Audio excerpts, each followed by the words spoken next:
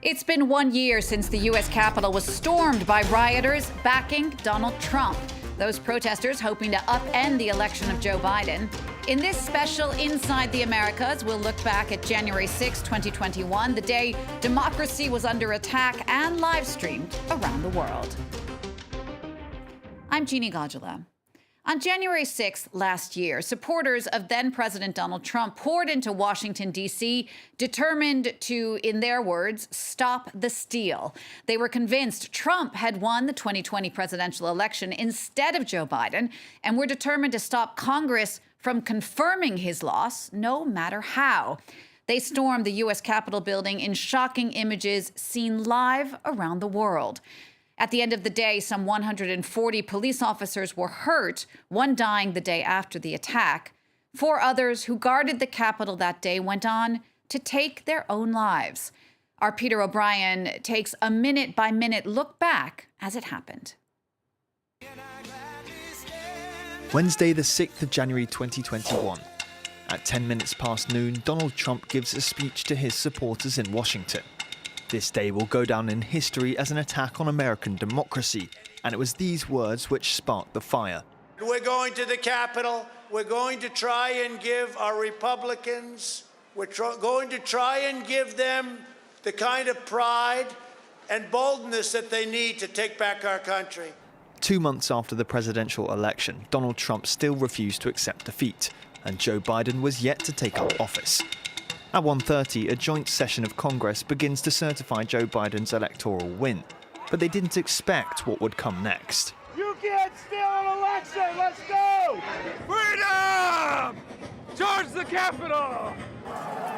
It's anarchy. Trump supporters charge up the steps of the Capitol and scale the walls. The police are unable to fend them off. At 2 p.m, the mob breaks into the building. Offices are ransacked, doors and windows are smashed, and the Capitol Police are overwhelmed. Rioters take photos of themselves in the office of Speaker of the House Nancy Pelosi, next to a statue of President Gerald Ford wearing a Donald Trump cap. On the Senate floor, panic reigns. At 2:20 p.m, the session is suspended. The doors, held by security forces, are about to be breached. Behind them is a horde of rioters, some of them armed.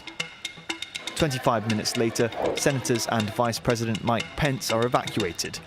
Other politicians find refuge in their offices. At 3 p.m, gunshots ring out and tear gas is set off as the National Guard is deployed.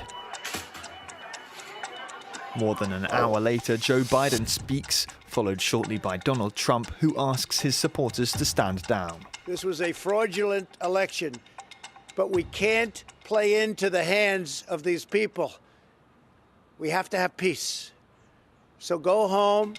6 o'clock marks the start of a curfew and a return to calm. The Capitol is finally secured after 4 long hours.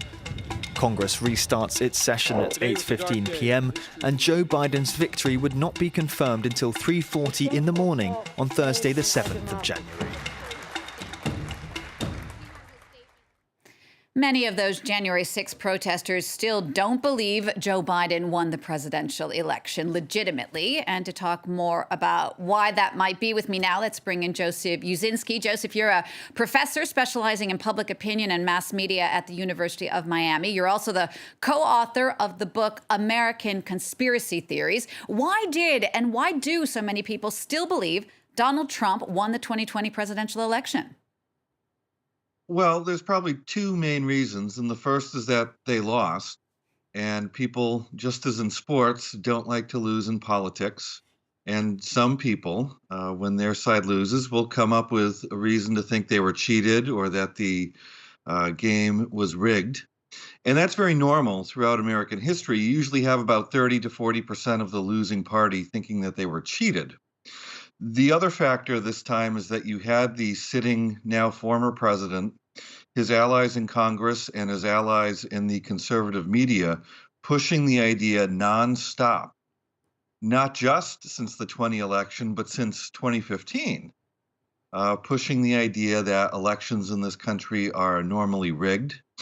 And Trump built a coalition of people who believed that. So none of what happened on January 6th should be shocking. I mean, Trump built a coalition of people who believed everything is rigged. He told them over and over again it was rigged, and this is what you got. A large part as well was the group QAnon that we talked about a lot in the press. What are the roots of things like QAnon and these conspiracy theories? Well, QAnon has been talked about a lot in the last few years, but it's actually a lot smaller than some of the headlines would lead us to believe.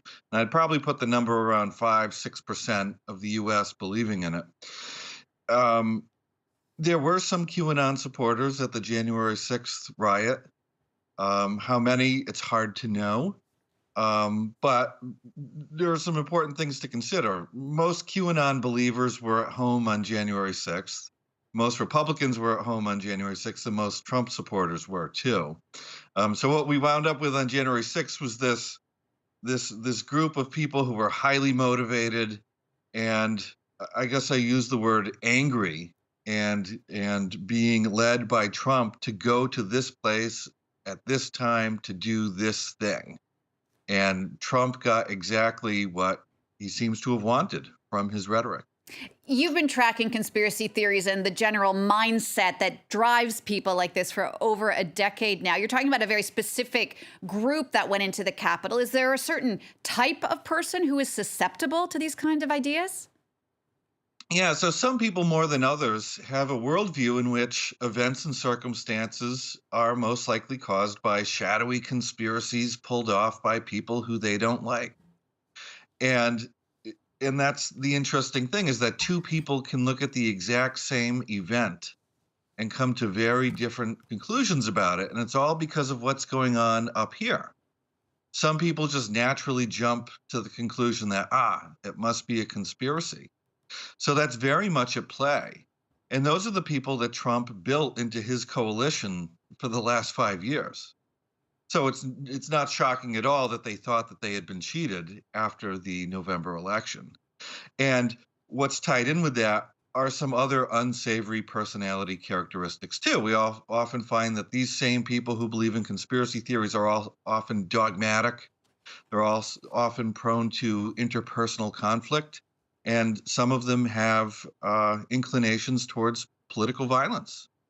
Conspiracy theories or not, 1 year after the deadly attack on the U.S. Capitol, Republicans and Democrats are still deeply divided over what happened that day, as well as to the degree to which former President Donald Trump bears responsibility for encouraging the assault. Our reporters went to find out more from the working-class town of Johnstown, Pennsylvania. It was communities like this one that helped sweep Trump to power in 2016, and few there today regret the events of January last year. Jackie Callback is a Republican county representative. She organised 2 busloads of local activists, many diehard Trump fans, to travel to the Capitol. Oh, I took this picture because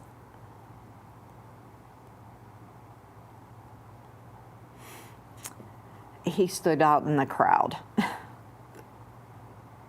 And here again is just the group of Chinese Americans. Here's Iranians for Trump. Like most Republicans, she believes that the attack on the Capitol building was indefensible, but she denies her group had anything to do with it. The folks that were going down, we had about 100 people who went down. They were going down no matter what. And at least I had a plan that if anything went bad, that I could get everybody rounded up and get them back into, back into the bus and safely home. I saw some of the people that actually went into the Capitol because, how could you miss a man with a horn hat and no shirt on in the middle of, in January? According to Callback, the riot was more a protest that went sideways. The Johnstown group had already left when they realized the situation had deteriorated. When we saw that, I was shocked and very troubled by it.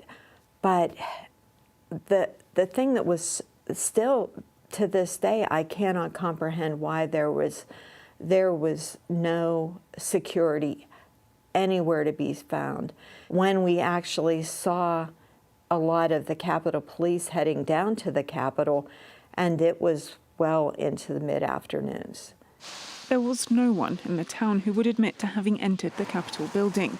And for good reason, as it's a federal crime, and almost 700 protesters have been arrested and charged for having done so. Around 15% of them are Army veterans suspected of having coordinated the attack. Get faced to something else, and then I would be there to just to voice my opinion, to show support for that cause. And that cause was his frustration. The biggest key to that frustration was a lot of people didn't believe Mr. Biden won. They believed Trump won, and they've controlled the numbers. I don't condone what happened, but I understand how it happened.